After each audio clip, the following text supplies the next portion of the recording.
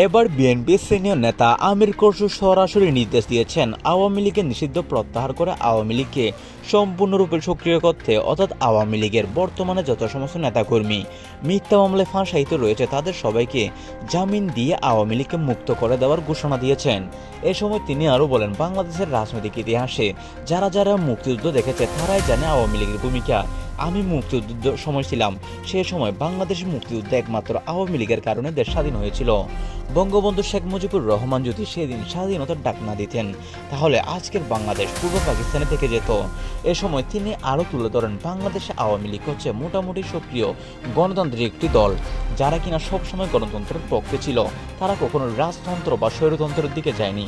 আজকে আওয়ামী লীগ নিষিদ্ধ রয়েছে, তাই আমরা চাই আওয়ামী লীগের নিষেধাজ্ঞা প্রত্যাহার করে তাদের কোটা আন্দোলনে যে ভুল করেছে সেটি মকুব করে আমরা তাদের ফিরিয়ে আনতে চাই।